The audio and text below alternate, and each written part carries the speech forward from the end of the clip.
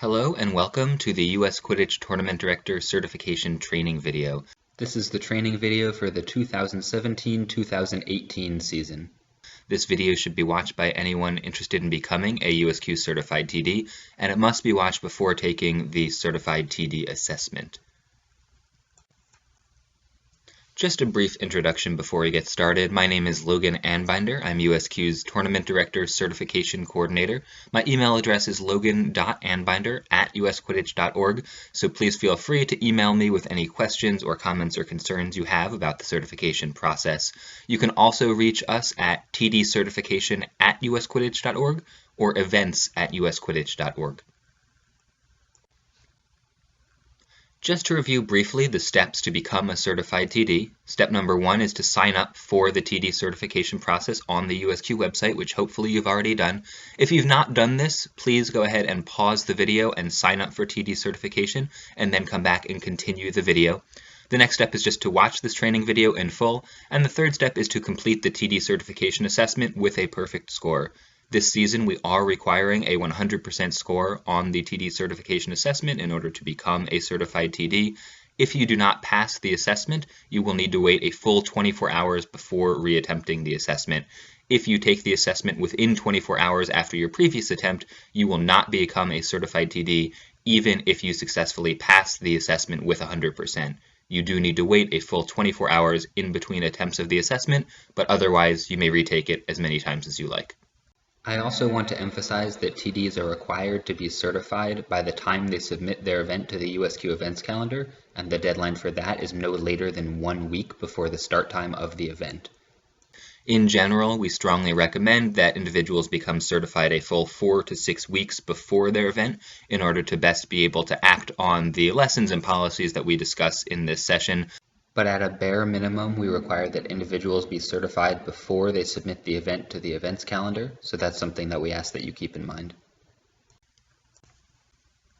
Next, we'll just briefly go over the reasons that we have the TD certification program at USQ. Number 1 is to make sure that TDs are aware of official USQ policies and requirements. We know there are a lot of policies that individuals who are organizing events are required to know in order for their matches to be USQ official, and we want to have a training session like this for you to be able to learn about those policies and to give you a chance to ask us any questions that you may have by contacting us via email. Number 2, we want to make sure that the quality of events across the league continues to increase. If you've been involved in Quidditch for a year or even several years, you've certainly seen a general increase in the quality of events across the league, and that's a trend that we want to make sure continues by having these sessions and by giving you a chance to learn about the best practices and the best policies for planning events. Number 3, we want to give TDs a chance to communicate and share resources in the same way that other members of our community have a chance to share resources. Just as there is a certified referee Facebook group, there is a certified tournament director Facebook group that you'll be invited to once you complete the assessment with a perfect score, and that's a place where you can communicate with other tournament directors and event organizers to ask things like, what is the best way to line a field? Are there any vendors in the area that will give you a good rate on renting tables or chairs or tents or what have you? And just in general, to be able to communicate with other tournament directors and learn from them as well is something that we prioritize and we want to give everyone a chance to be involved in. So now that we've finished introductions, we'll just briefly go over an outline for the rest of the session. First, we'll talk about the priorities of tournament planning. We'll talk about USQ official policies and requirements, including the requirements for every match to be considered official.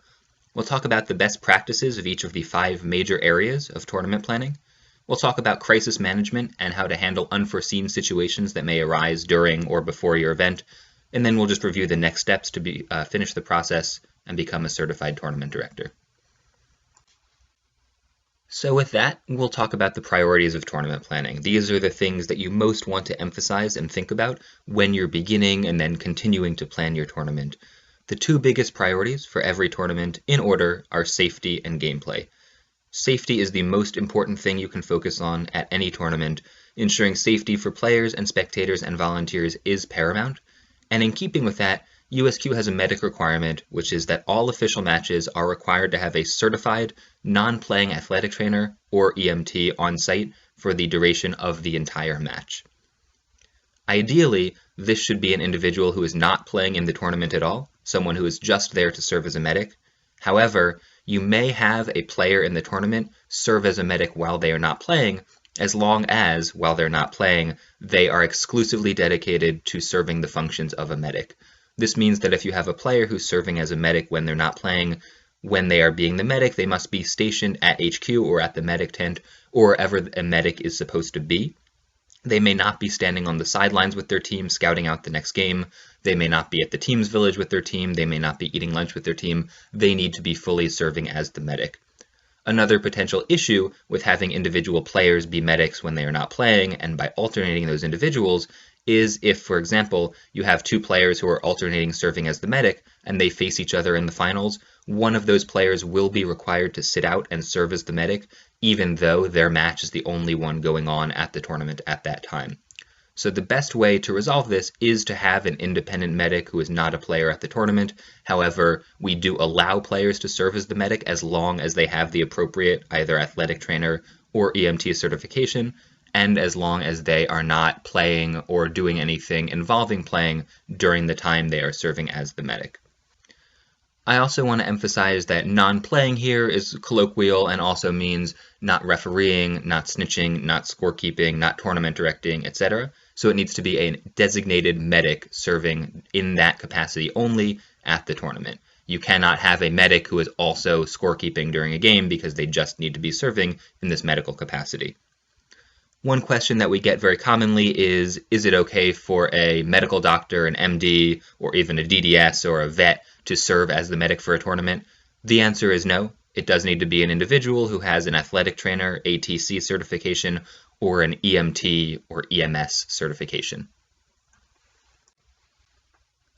To continue with safety, equipment is also required to be standard and safe. That means brooms and hoops and balls must all meet standards of safety. It's also the TD's responsibility to ensure that water is available for players and spectators and volunteers. Not only does it need to be available and plentiful, but players need to know where to go to get water. There can be situations at tournaments sometimes when players will bring a water bottle or a water jug to a tournament and not see where they can refill the water bottle, and so they will conserve their water and ration it throughout the day, which can lead to safety situations and safety issues. So it's very important as the TD that you emphasize where the water is, that players are made aware that not only is there water, but it's easy to get to, and here is where you can go to get it. As a TD, you should also coordinate with your medic and make sure that either you or they will be bringing ice to the tournament to treat injuries. Sometimes that's something the medic will be able to provide, but generally it's something that you as the TD are going to be expected to provide, whether that's buying ice at the supermarket or using an ice maker on site. It is something that's important to have to be able to treat injuries. And the last note on safety is the TD is responsible for working with the referees regarding safety of equipment on the pitch.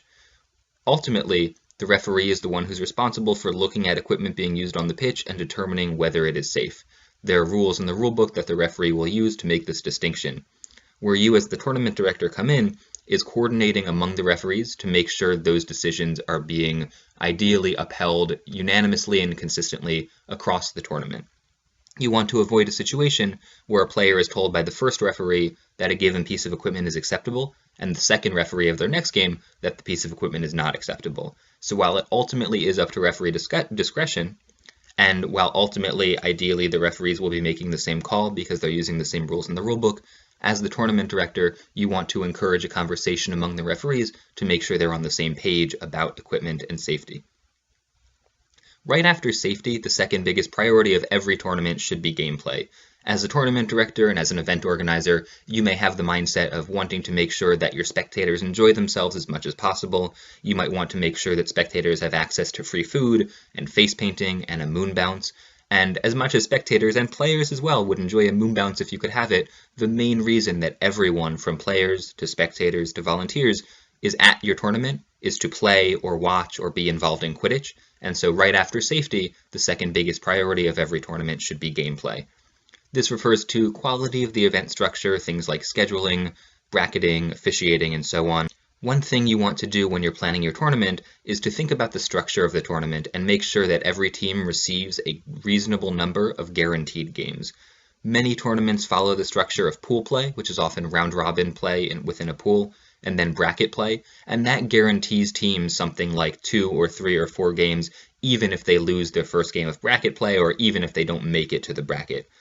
USQ doesn't have any official requirements on tournament structure, so you are welcome to create your tournament in whatever format you like, whether that is just round robin or a single elimination bracket from the get-go, from the beginning of the day. However, we recommend that you think about it in terms of the teams and think, if a team travels to my tournament and loses their first game, will they still be able to play more games, or will they be done for the entire tournament? And if they'll be done, you want to make sure they know that in advance so that teams are not disappointed when they travel and lose one game and then are done for the entire weekend. So you do want to think about the tournament structure, certainly from the perspective of, is the gameplay fair, but also from the perspective of, is it providing a reasonable number of games for every team at your tournament? The next thing we'll talk about are USQ Official Policies, and to do that I'm going to ask that you open the Gameplay Policies and Forms page on the USQ website. You can do that by typing this URL you see on your screen into your address bar, or if you just go to usquidditch.org and go to the Gameplay tab at the top of the page, you can find under Policies the link to all gameplay policies and click on that, and that will bring you to this page as well. This is a very important page for tournament directors as it lists a lot of different policies that tournament directors are required to understand and abide by. I do strongly recommend you read this page from top to bottom before attempting the certification assessment, because there's a lot of information on here we won't be able to cover directly in this session that will show up on the assessment, but I'll just touch on a couple of the major points and the major policies for now. So right underneath the links at the top of the page, you'll see big black text that says 2017-2018 seasonal gameplay requirements. I'll go over these requirements briefly because they are very important for the TD to be able to understand. Number one is simply that the game or tournament must be submitted to the USQ events calendar no later than 1 week before the date of your event. To submit an event, you need to have an account on the USQ website. If you are a player registered with USQ already, you can use the same account. If not, you can create a free account on the USQ website if you don't have one already. And then if you go to the Events tab at the top of every page, you'll be able to click Submit an Event and be able to submit the event details to USQ. Once you submit the event, if you go to My Events on your dashboard within your USQ account, you should see the event show up under Pending Events. If you submit an event and you do not see it show up under Pending, you should resubmit it until you see it show up under Pending, or you should contact us and let us know that there is an issue. This is a hard deadline, and the system will lock out anybody who tries to submit an event with less than 1 week notice, so this does need to be met, and there are no exceptions to this policy. So after you've submitted an event to the calendar, there's sort of a step 1.5 that is implicit between steps 1 and 2 here, which is the event will be added manually to the calendar by USQ, and you'll receive an email when that happens. And then captains will be able to request attendance to your event via their accounts. And as the administrator of the event, you will be able to accept or reject the attendance request. Typically, a TD will accept all of the attendance requests they receive, although if you're having a tournament in Florida and you receive an attendance request from a team in Washington State, you may want to confirm with them that they actually plan on attending your tournament. Once you accept a team's attendance request, then we move on to step number 2, which is that captains must submit rosters no later than 24 hours in advance of the start time of the event as listed on the USQ website. So there are a couple of things to emphasize here. Number 1, again, this is a hard deadline. We cannot make any exceptions to the deadline. This is the same deadline that was in place last season, so it should be something captains are familiar with, but we strongly recommend you emphasize to captains the deadline as well, so that they do not miss it for any reason, because if they do, they will not be able to play in your tournament. Captains may submit a roster and then update it as many times as they like, so what we strongly recommend captains do, and what we recommend you suggest captains to do, is submit a roster multiple days before the deadline, or even a week or 2 weeks before the deadline, and then if they need to make any changes, they can do that as many times as they like. So since the rosters that have been submitted are public, you as TD will also be able to see which teams have submitted rosters, and if it's 3 or 4 days before the start of the event, we strongly recommend you contact the captains and say, hey, we noticed you haven't submitted a roster yet. You do have until 24 hours before the start of the event, but we strongly recommend you submit a roster now and then update it as necessary as we get closer to the event, so that way you don't miss the deadline. Again, we cannot make any exceptions to this deadline for any reason. So once a captain submits a roster, or once they make a change, they should check the roster. They should refresh the page to make sure the change or the submission went through.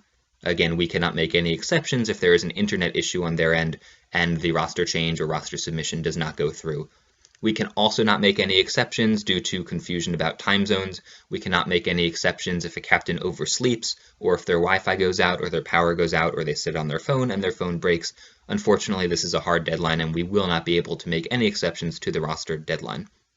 The website is time zone sensitive, so if you are having a tournament not on the East Coast, you will be able to specify that, and then it will show up accordingly with regards to the deadline to submit a roster. And one other thing to mention with regards to setting the time for the start of your tournament is you want to make sure the start time of the event on the USQ website is the same as the start time that you're publicizing everywhere else. So we've had issues in the past where a tournament director is creating a Facebook event and will say the start time of the event is 10 o'clock a.m., for example, because that's when the matches start. And on the USQ website, they'll say the event starts at 9 a.m. because that's when teams are expected to arrive. If a captain is trying to submit or edit a roster, they may see the Facebook event and think they can make the change up until 10 o'clock the previous day, but if they try to make the change at 9:30 the previous day, it is after the 24-hour deadline since the website thinks the event starts at 9 a.m. and they will not be able to make a change. So the way to resolve this is just to be consistent between the start time that you mention on Facebook and the start time you list on the USQ website and the start time that you publicize everywhere else. It's up to you whether you want the start time on the USQ website to be the start time of the first matches or the start time the team is expected to arrive, but as long as you're consistent, you can avoid this situation and avoid this issue. So again, if you have any questions about roster submission requirements or deadlines or policies, please don't hesitate to email me. Again, my email address is logan.anbinder@usquidditch.org. The third requirement is just that photo IDs need to be checked against rosters before each team's first game, and that's each team's first game, not before every game that team plays at a tournament. The fourth requirement is that certified head refs must be paid $15 per official game, and certified lead assistant refs must be paid $10 per official game, and if your snitch is a certified snitch, they must be paid $8 per game.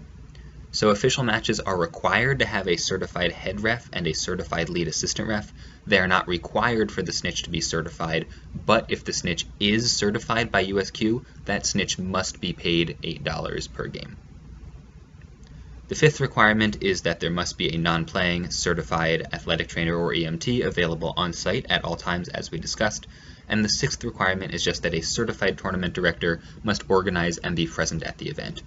The seventh requirement is that each team must have a certified coach present during the match. Ultimately, each team is responsible for certifying their own coach and bringing them to the match, but as a TD, you are not permitted to allow a match to begin if it's an official match if you know that a coach is not present. We get a lot of questions from tournament directors who want to play in their own events about whether they are able to play in an event. And on the Gameplay Policies and Forms page, you'll see a paragraph beneath these 6 requirements that answers that question. For a tournament with 4 or fewer total teams, that's official teams plus unofficial teams combined, the tournament director may play in their own tournament.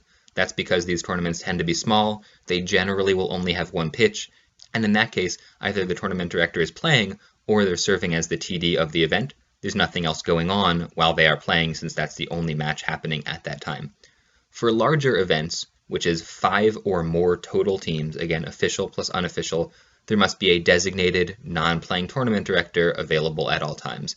And this requirement is adjudicated similar to the medic requirement. The tournament director must only be serving as the tournament director and may not be playing in the event. The exception is if the tournament director is co-organizing the event from the beginning with another certified TD, only one of them needs to be non-playing at any given time.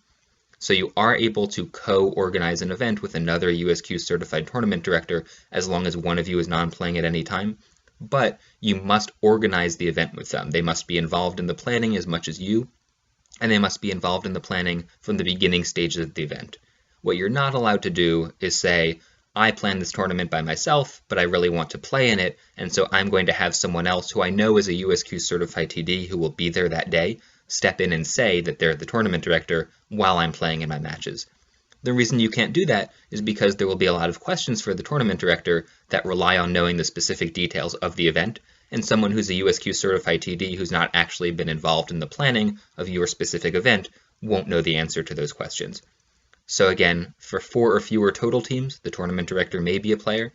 For 5 or more total teams, the tournament director may not play unless they've been organizing the event with a co-TD who is also a USQ Certified Tournament Director, and they themselves are non-playing while you are playing in the event. There's another paragraph beneath these 6 requirements for official matches that begins, for any tournament to have ranked games, ... What this paragraph means is that when 2 official teams play each other at any point in the course of your tournament, the match must be considered official, which means it must be entered into USQ standings by the tournament director when the tournament is completed. 2 teams who are official may not agree, even by mutual agreement, to have a match be unofficial. The reason for that is we want to avoid a situation where Team A comes to us and says, we had agreed previously with Team B that the match was going to be unofficial and not count towards the USQ standings, but now that Team B defeated us, they're saying that it was supposed to be official all along. So to avoid that situation, teams may not elect for a game to be unofficial if they are both official teams. That's true even if both captains come to you, and even if both captains say they'll put something in writing, you would need to say to them, thank you, but unfortunately the match is required to be official because you are both official teams.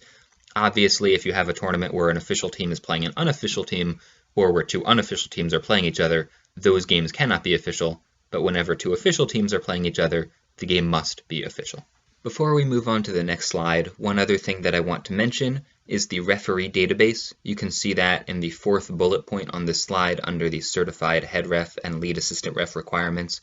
This database is kept up to date, and we strongly recommend that you use it to both find referees and recruit referees, and also to make sure that an individual who is telling you they're certified is actually certified. Occasionally there's a misunderstanding on the part of the referee, and you don't want to have a situation where a game has to be thrown out or the result invalidated because it was officiated by an individual who is not actually a certified head ref or certified lead assistant ref. So if a referee tells you that they have a certain certification, just double check in this database. If it matches, then you're all set. If it doesn't match, then you can just email us at membership@usquidditch.org to raise the discrepancy, and we'll get back to you and address that. Next, if you scroll about halfway down this page, you'll come to our player disciplinary policy. USQ takes breaches of our fair play policy and our member code of conduct very seriously, and we encourage any TDs or captains or referees who witness violations of these policies to report them to us so that we can investigate and take further action if necessary. In general, egregious conduct like inciting a brawl, being involved in a brawl, committing serious foul play, or using violent language or discriminatory remarks towards another person are all grounds to report a player via our disciplinary conduct report form.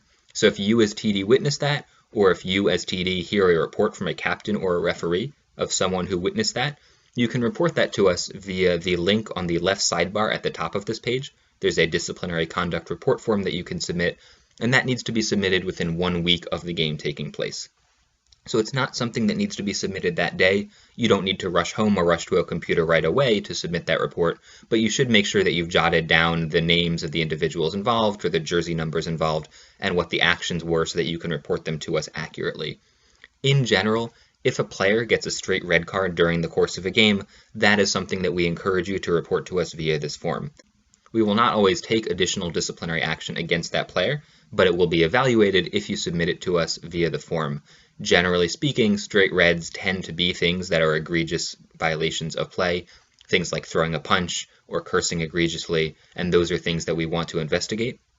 But we do not automatically suspend a player just for getting a straight red. In addition, if you witness something that does not get a straight red card, either because it occurred in the middle of the game and the referee didn't see it, or because it occurred before or after or outside a game, those are still things we encourage you to report to us. But as a general rule of thumb, anything that gets a straight red is also something that we encourage you to report to us.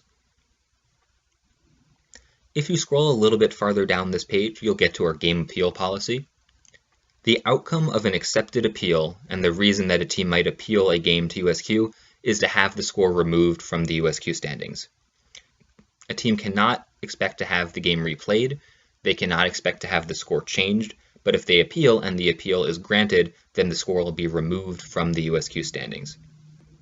The grounds for an appeal are a clearly incorrect implementation of the rules that plays a direct role in determining the outcome of the game, but judgment calls and miscalls do not apply. If a team wants to appeal, the captain can do that by going to this gameplay policies and forms page and going to the game appeal form on the left sidebar at the top of the page. The reason that we emphasize this policy to tournament directors is so if a captain comes up to you and asks what they can do because they're upset at the outcome of a game, you can let them know the grounds for an appeal, that it has to be a clearly incorrect implementation of the rules, and you can encourage them to appeal if they would like to. There is no penalty for appealing and having the appeal not granted. So if a captain isn't sure if something was an incorrect implementation of the rules or whether it was a missed call or a judgment call, you can always encourage them to appeal. There's no penalty for appealing and then having your appeal not granted. Next, we'll talk about event sanctioning. Event sanctioning is an entirely optional process by which you can get additional support for your event from USQ in exchange for being exemplary in the way that you meet official USQ policies and requirements. So again, this is an entirely optional process, but the two big benefits of a sanctioned event are the ability to receive a certificate of additional insured to cover your facility where the event is taking place, and the ability to potentially receive financial support for your event. So to talk about the first benefit first, all players in all USQ official matches are covered by USQ's accident insurance policy, even if they're not playing at a sanctioned event, as long as the match meets all USQ official policies and requirements. However, the facility where your event is taking place is not covered by USQ's accident insurance policy. Some facilities, especially sports complexes and parks, will request what's called a certificate of additional insured in order to show that they are covered under USQ's insurance policy. Other facilities, like universities and colleges, might not require this certificate, but it's always a good idea to ask and to find out whether this will be a sticking point when you're trying to make your reservation. If the facility does require a certificate of additional insured, you can apply to have your event sanctioned, and if we do offer event sanctioning for your event, we can issue a certificate of additional insured to show that the facility is then covered under USQ's insurance. In order to apply for this and to apply for event sanctioning in general, you must apply for event sanctioning at the link on this slide no later than 1 month in advance of the event. The other big benefit of event sanctioning is financial support for your event from USQ, and this tends to be in the range of about $50 to $150 or $200.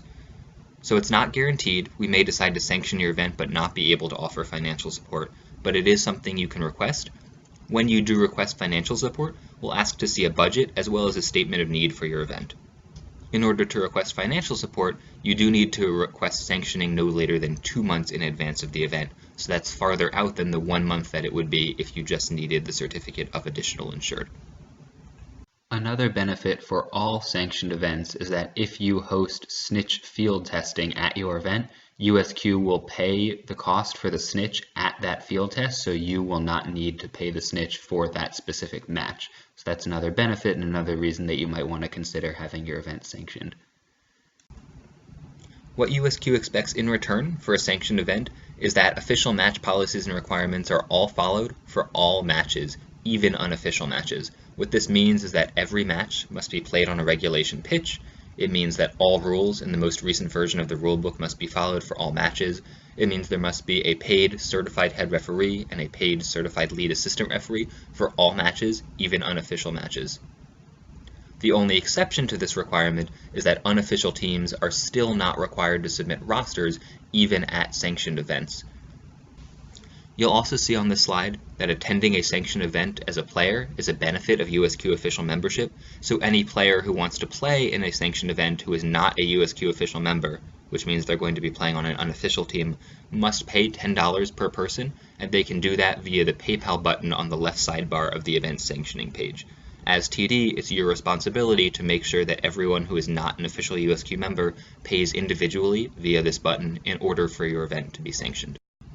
Now that we've talked about some of the most important USQ policies, and again I do recommend that you read the gameplay policies and forms page in its entirety before attempting the assessment, we'll go on to the second big section of this training session, which is talking about the best practices of each of the major areas of tournament planning. And there are 5 major areas of tournament planning. Those, as you can see on the screen, are gameplay, hospitality, logistics, marketing, and volunteers. So we'll start by talking a little more about gameplay, and we've already talked a little bit about that previously. One thing to emphasize for gameplay is that pitches for all official matches are required to be regulation. And what regulation means is 3 things. The pitch must be full size, it must be fully demarcated, and it must be unobstructed of any obstacle. Please keep in mind that pitches need to be demarcated using paint, cones, or some other visible and relatively permanent marker. If you use cones, please keep in mind that cones will probably shift over the course of gameplay and being kicked around, and so you should designate someone to reset the cones periodically throughout the day. And please keep in mind that pitches are required to be unobstructed. That means there can't be any trees or light posts or significant trenches or grates of any kind on the field, including in between the ovular pitch and the rectangular spectator boundary. And one final thing to emphasize is that pitches may not overlap. So pitches may be near each other, but they should not be touching, and they may not be overlapping at all between the rectangular boundaries. The next thing that we want to emphasize for gameplay is a schedule-related item, and that is that you should be allotting at least 40 minutes per game slot for each game. The reason that we strongly recommend tournament directors do this, even though the average game of Quidditch only takes 20 or 25 minutes, is because you want the game slot to include the beginning of the game, so brooms up promptly at the beginning of the game slot. You want the game to be able to play through with any necessary stoppages in play for injuries or for penalties, and you want the game slot to include time for the game to end, the teams to shake hands, get off the pitch, and then the next teams to come on and warm up for the beginning of their game slot. So for example, if you have a game slot from 10 a.m. to 10:40 a.m., the game needs to start promptly at 10 a.m. with brooms up. Hopefully the game will be over by 10:25 or 10:30.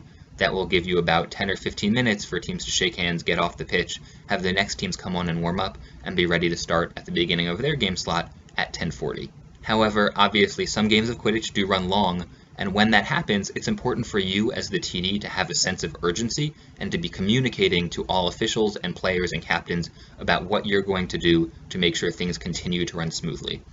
When you have a sense of urgency, that means that you should always be thinking throughout the event, what can I be doing to make sure things continue to run smoothly? That means that if it's 10:30 or 10:35 and the next game is scheduled to start at 10:40, you as TD should not be thinking, oh, it's okay, I'm sure we'll make up that time somewhere else. You should be thinking, what can I be doing right now to make sure the next game is ready to start as soon as this previous game ends? And what you want to do in that situation is find the captains of the teams who are ready to play at the 10:40 game and say to them, it looks like this previous game might run long. We're going to get started as soon as this previous game ends, so please have your teams warm up on the sidelines so that they're ready to go as soon as this game ends. And then find the officials for the 10:40 game and tell them the same thing. Ask the officials to please go ahead and hold the captain's meeting in advance on the sidelines so that they're ready to get the game started as soon as the previous game ends. So that way, even if the 10 o'clock game doesn't end until 10:30 or 10:35 and it takes 1 or 2 minutes for the teams to get off the field, you're ready to start the game with the teams at 10:40 or 10:42 or 10:45, and then hopefully you'll be able to make up the time since you were able to start so promptly by finishing before the end of that game slot. Captains will always be happy to accommodate you if you ask them to warm up on the sideline in advance and if you give them notice, but if you don't give them notice, captains are going to be upset that you didn't give the team time to warm up on the field. So it's very important to communicate with them and in general to have a sense of urgency about the entirety of the event. But a lot of this comes back to giving 40-minute game slots at a minimum. Longer is always better, but they should really be no shorter than 40 minutes. And one other reminder that's related to gameplay for tournament directors, the tournament director is responsible for submitting scores to the USQ website within 2 or 3 days of matches taking place. So you'll do that by logging back into your USQ account and going to your event, and there will be an option to submit scores and you'll be able to do that. We ask that you do that as promptly as possible so that the standings throughout the season can be as accurate as possible. Next, we'll talk about hospitality, and people tend to think about hospitality as just being nice to people at your event, and that's definitely a big element of it, but it extends before and after the event as well. So before the event, communication is extremely important, and you want to wait to announce your event until the basic event details are 100% finalized. You don't want to have a situation where you announce the event and you say our tournament is going to be on November 10th at 9 a.m., and then a week later, after you've already opened signups, say, oh, I'm sorry, we didn't sign the contract yet, now our tournament needs to be on November 17th at 9 a.m. While you can take an interest poll to find out when people are interested in coming to the tournament, you do want to make sure that once you announce the details of the tournament, including when it will definitely be and where it will definitely be, those details are not going to change at all. That you have a contract saying that you have access to that facility at that date and time, so there won't be any issues later. You also want to have one central place for people to go to get information about your event, whether that's a Facebook group or a Facebook event or the USQ event page or a website that you create on your own. You want to gather all the information on one place. The more easily formatable the page is, the better, which is why Facebook events are not necessarily the best because it's hard to format them, and you'll need to put things on the website like schedules and maps and policies and Google Forms, and it's difficult to fit in a Facebook event, but you are certainly welcome to do that if you prefer to. The big thing is just to make sure you have all the information about the event in one place. And then the morning of the event, you want to make sure that people have specific directions to get to parking, and then specific directions to walk from parking to the fields. Signage will help with this, but you definitely want to make sure that people know specifically how to get on campus or how to get to where the event is being held and how to find the parking lot. And then once they find the parking lot, you want to make sure they know how to walk from the parking lot to the fields. It seems like a small thing, and especially a small thing to emphasize on a training session like this, but it really can make the difference between starting on time versus waiting 30 minutes because a team is on campus but they're walking around looking for the fields. So having signage and giving teams clear directions on how to navigate to parking in the fields is very important. And then during the event, you do want to have that sort of stereotypical hospitality mindset, that customer service mindset. You want to treat everyone at your event as a customer, whether they're a player or a spectator or a volunteer or an official. You want to treat them as positively and politely and as professionally as possible. You want to emphasize customer service, and you want to address their concerns as quickly and as efficiently and as politely as possible. You do want to be prepared for the possibility of dealing with rude spectators, but even then, you want to be polite and professional to them. So you might have a situation where a game ends on a controversial referee call, and you have a parent of one of the players start yelling at the referee.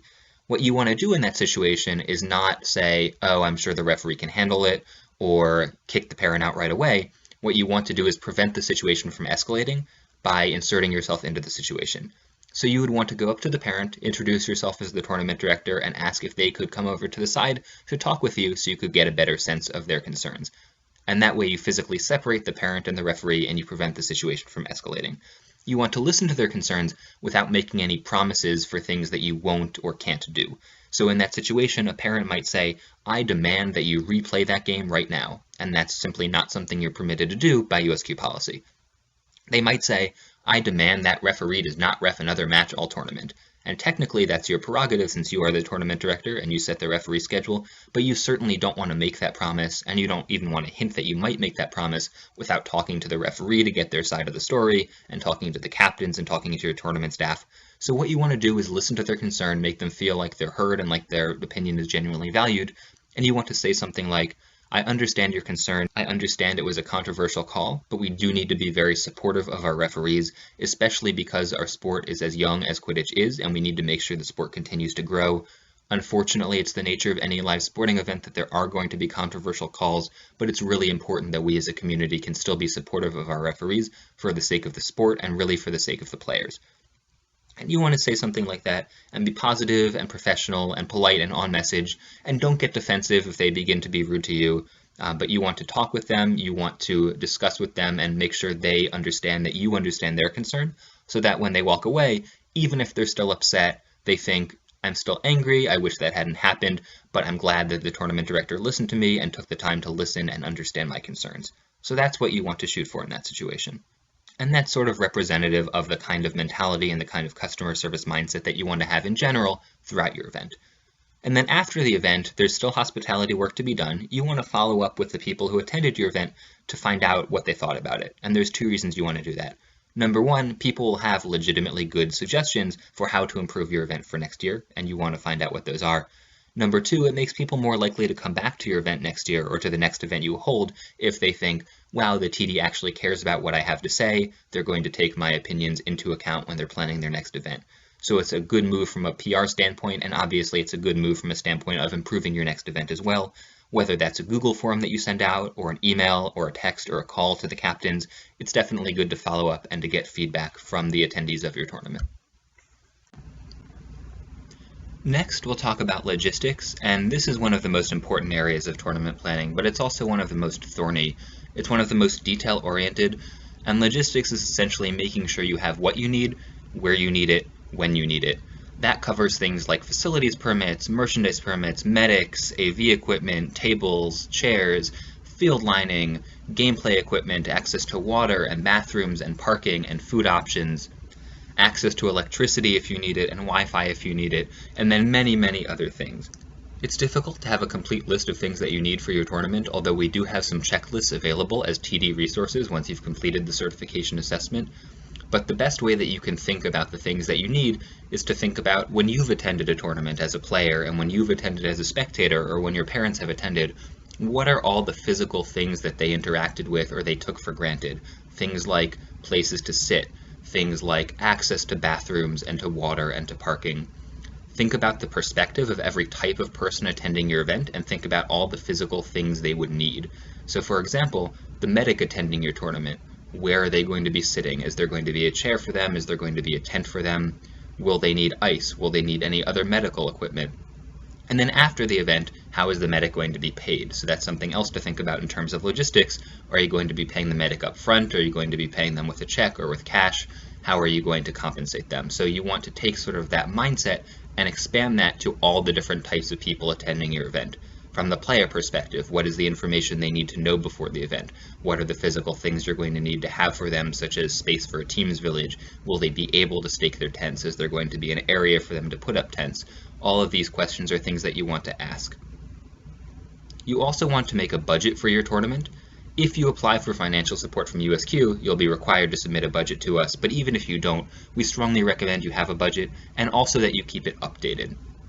It's one thing to make a budget 3 months before your tournament of projected costs and then not update it anymore, and that's a little bit helpful, but it's not extremely helpful. The most helpful thing is to make a budget and continue to update it because you don't want there to be a situation when you realize that you've spent way over budget and all of a sudden you personally have spent more money on the tournament than you'll be able to recoup. And making a budget is a good way to track that and to manage costs for whoever is paying for the tournament, whether it's you, whether it's a team, whether it's your student club or your organization. Those are all things that you want to be thinking about. I also want to highlight in terms of logistics the importance of printing things out in advance, since that's not always something you can do on site.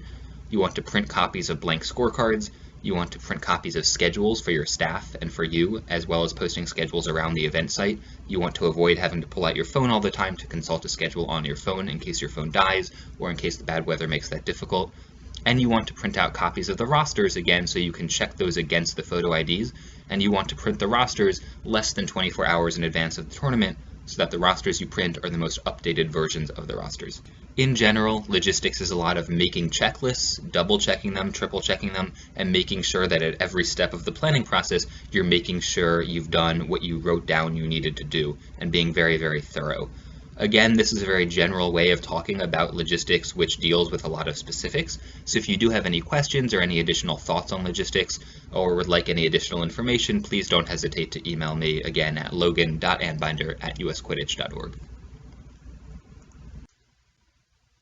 The next thing we'll talk about is marketing, and just as logistics is one of the most important areas of tournament planning, marketing is really one of the least urgent areas of tournament planning. It is still important, but when you think about the 5 major areas of tournament planning, the other 4, which are gameplay, hospitality, logistics, and volunteers, are all imperative to making sure your tournament happens, and marketing is by and large important to making sure people know about and come to your tournament. So while it is important, it's not quite as urgent as the other 4 major areas. That said, if you have time to focus on marketing and to market your event, you definitely should. You, as the TD in your area, know better than we do the best way to market your event, whether that's flyering or chalking.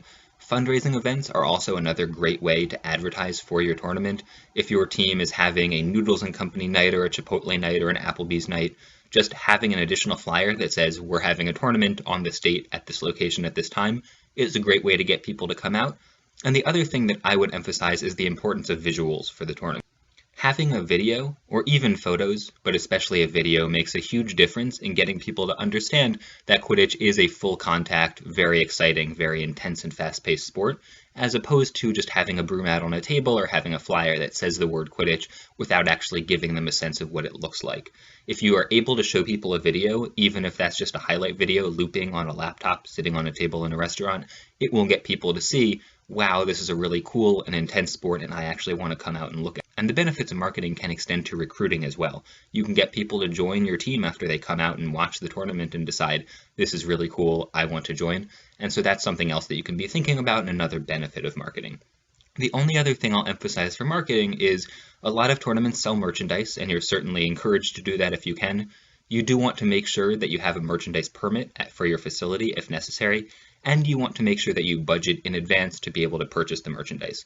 So the two ways to pay for the merch is either buying it up front, in which case you do need to pay for it before you can resell it at a higher price, or accepting pre-orders, in which case you don't have to buy anything until people give you the money, but in that case it's more difficult to order and then sell them on site to people who have not pre-ordered. So you just want to think, if you're having merchandise, what is the most efficient way and the most cost-effective way for my tournament to be able to sell merchandise? That includes either buying it first or taking pre-orders and then sending it out to people later, maybe after the tournament. And the last of the major areas of tournament planning is volunteers. Volunteers are extremely important. They are one of the things that varies the most based on the size of your tournament. So a small tournament might just have a couple of volunteers beyond your core tournament staff, whereas larger tournaments and certainly regionals and nationals will have upwards of dozens or even hundreds of volunteers. You know better than we do the specific volunteer needs of your tournament, but you do want to think about all the volunteer needs. That includes people at HQ to help do check-in, it includes people to sell merchandise, it includes gameplay volunteers to help look over the schedule before you release it. It certainly includes referees, which are individuals that you would need to recruit, as well as snitches. It can include people who are responsible for hospitality, as well as for marketing and tweeting scores or posting scores. So these are all things that you want to think about for your tournament and figure out how you're prioritizing these volunteer needs. The two things that we want to emphasize for volunteers, number one, are beginning to recruit volunteers early. So the two times people are going to be most excited about attending your tournament are when you announce your tournament, weeks or months before the actual tournament date, and the night before the tournament. And you don't want to wait until the night before the tournament for people to say, this tournament sounds really cool, I'm going to go and I'm going to volunteer. So when you announce the tournament, you should post a Google form that says, also, if you're interested in volunteering at the tournament, please fill out this form with your name and your contact information and what you're interested in volunteering as, and we'll get back to you as soon as possible. Then a couple weeks before the tournament, you do want to contact them and make sure they're still interested, because you will have people who sign up months in advance and then make plans not to be able to go and forget to tell you. But that way you have a large volunteer pool and it's a matter of whittling it down instead of the week before the tournament trying to build up your volunteer pool and scrambling to find volunteers at the same time you're scrambling to do maybe other last-minute tournament tasks. So it always helps to be able to recruit volunteers as soon as possible. The other thing that I want to mention for volunteers is the importance of the position called a field manager. If you're not familiar with the position of a field manager, these are individuals who are stationed at a particular pitch, a particular field, for ideally the entire day of the tournament, but if not, for a big chunk of the day at once, and they are essentially the TD of that pitch. They make sure that everything runs smoothly on site. They make sure that games start when they're supposed to. They make sure that people are there when they're supposed to be. They make sure that no equipment wanders away or gets carried away, and they make sure that if there's an issue, they either address it or they bring it to your attention as the TD. It's very important to have a field manager if you have more than one pitch. If you have one pitch, you're the TD, that's the only field you're going to be paying attention to, so it's probably not necessary to have a field manager. But as soon as you get to 2 pitches, it can be extremely useful to have 2 field managers to manage each of their individual pitches, while you as the TD are keeping track of more overarching tasks. Field managers do need to be assertive, either people who are comfortable going up to their best friends on these teams to say, excuse me, we need to start right away, can you please go ahead and start the captain's meeting? Or people they've never spoken to before in their lives and saying, excuse me, please make sure that the rest of your team is ready because we do need to get started. So field managers do need to be individuals who are assertive, and again, they need to be people who have that sense of urgency, who think, what can I be doing to make sure my field is continuing to run smoothly, and who will either solve the problem on their own or let you know if it's something that they're not able to solve. So we strongly recommend the position of field manager, and that's something that we strongly want to emphasize on this training session so that hopefully that it's something you can include at your next tournament. Now that we've talked about each of the major areas of tournament planning, we'll wrap up with a brief discussion of crisis management. It's true that at any given tournament, things could happen, issues could arise that you simply didn't foresee, and it's your responsibility as TD to plan for crises as best as you can, and then respond efficiently, appropriately, and professionally. If you manage a crisis well, attendees should not even know there was a big issue in the first place, and the way you accomplish that is by waiting to announce the problem until you can also announce the solution.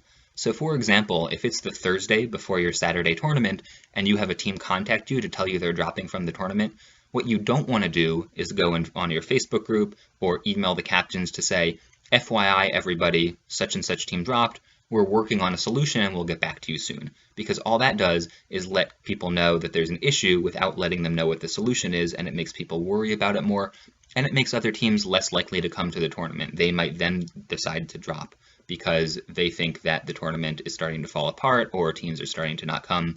So what you want to do in that situation is respond quickly. You want to meet with your tournament staff and your gameplay staff and figure out what the appropriate solution is. If a team drops last minute, you have multiple options. You could potentially bring in another team off the wait list as long as it's farther out than 24 hours in advance, so that team can still submit a roster. You could break up one unofficial team at the event into 2 unofficial teams. You could give every team who is going to face that team a bye. You could restructure the pools. You have a lot of different options. And these are the things that you want to think about, and think about them deliberately and carefully. And then once you have a solution, which should not take very long, then tell everyone who's coming to your tournament, FYI, such and such team dropped, and here is the solution. Here is what we are doing about it. We just wanted to let you know. And that way, it doesn't seem like there was a problem. That way, the individuals attending your tournament don't know that maybe you as TD were freaking out a little bit because a team dropped last minute, but it seems to them that everything is still running smoothly, and you're just letting them know about one minor change for the tournament. That said, if you try everything possible to address the issue and you can't address the issue or you can't address it sufficiently, you do want to let teams know with enough time that they can change their plans if necessary. For example, if it's the Wednesday before a tournament and the weather looks very bad for Saturday and it looks like you might need to cancel the tournament, the first thing you want to do before you announce it is, again, meet with your staff, try and find a backup plan, whether that's changing the schedule slightly or finding another venue or working with the facility staff to maybe have multiple pitches to accommodate the weather. There's a lot of different options you can try, but if you're not able to reach a sufficient conclusion, then before teams leave to come to your tournament, you do want to let them know, FYI, it looks like the weather might be bad on Saturday. We're hoping we can still play, but if the weather is bad, we might need to postpone or shorten or cancel the event. You want to tell teams that before they leave so that you don't have a situation where teams show up on Saturday morning and they're hearing for the first time, PS, we might need to cancel the event. That's a situation you want to avoid, but you do want to do everything in your power to find a solution before you tell teams about the problem, and then if you're utterly unable to find a solution, then you want to be forthcoming with them. So speaking of weather, you do specifically want to get information about your facility's inclement weather policies. These are things like, does the facility close in the rain or do they let you play in the rain? Will they let you play if it's just drizzling? If it's raining, would they let you play in tennis shoes instead of cleats, since that doesn't damage the field as much? And if so, you want to make sure you tell players to bring tennis shoes as well. If it's raining, is there a backup pitch that you might be able to move to that's still regulation? Or might you be able to alternate between 2 pitches so the fields don't get worn down as much? Do they have any special policies regarding thunderstorms? For example, are they going to make you be off the field for the entire day if there's a roll of thunder as opposed to just 30 minutes or just an hour? You want to get the answers to all these questions in writing. Number one, because the facilities manager who's answering these questions for you is generally not going to be available on the weekend when your tournament is taking place, and you don't want to have a situation where a junior facilities person tells you that you need to leave the field when the facilities manager has told you verbally that you don't need to, but you don't have any written proof of that. So you do want to have that information in writing, and you also want to have it in writing so that if there is an issue that suddenly arises on the day of your tournament, it's not a question of, oh no, what are our options? It's a question of, okay, well, we know from speaking with the facility that our options are A, B, or C. Let's figure out which one makes the most sense in the context of this particular situation. So the takeaway here is you want to do your homework, you want to get all this information in writing so you know what the possible options are if there is inclement weather or if there is a team dropping. And then when that happens, you want to quickly and efficiently meet with your staff, then reach a decision, and then announce the change to the rest of the tournament. One last note is to be prepared to enforce USQ policies. This doesn't happen very often, but occasionally a captain is misinformed about some of USQ's policies, and they might accidentally try to violate one of the policies. So you might have a situation the morning of your tournament where a captain comes up to you and says, I just wanted to let you know one of the players on our roster broke her arm yesterday, so she's not going to be able to attend, but we did have this extra player come in the car with us, and they're going to be taking her place, and I just wanted to let you know. Just because a captain is telling you something doesn't mean they're necessarily allowed to do it, because there could be a misunderstanding, and in that case, if the backup player is not on the roster, they would not be able to play, so you would need to tell the captain, Thank you for letting me know. I'm sorry about the injury to your player, but unfortunately, due to USQ policies, you will have to play a player down. You won't be able to have someone substitute for that player at this time. So that's just an example of making sure that you're familiar with the policies, and again, that you've read our gameplay policies and forms page so that you're able to act on that when a captain talks to you and potentially gives you misinformation or has misinformation. Ultimately, it's your responsibility as TD to make sure that all policies at your event are being followed and enforced. Now that we've just about wrapped up the training session, we'll go over the next steps to complete certification, and then you'll be able to go ahead and take the assessment at your convenience. One of the questions on the TD certification assessment will ask you for the code word that was given on the training video to confirm that you've watched this video in its entirety. The code word is snitch brooms, one word.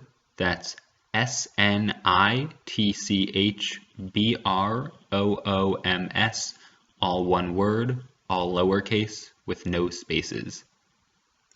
So that's about it for this session.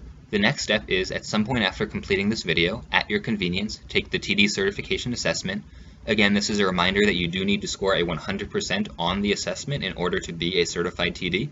If you do not pass the assessment with a 100% perfect score, you will need to wait a full 24 hours before reattempting the assessment. Again, if you attempt the assessment less than 24 hours after failing it previously, even if you pass it that time with a 100% score, your score will be invalidated and you will be required to wait another full 24 hours. So please do make sure that you wait a full 24 hours in between attempts of the assessment.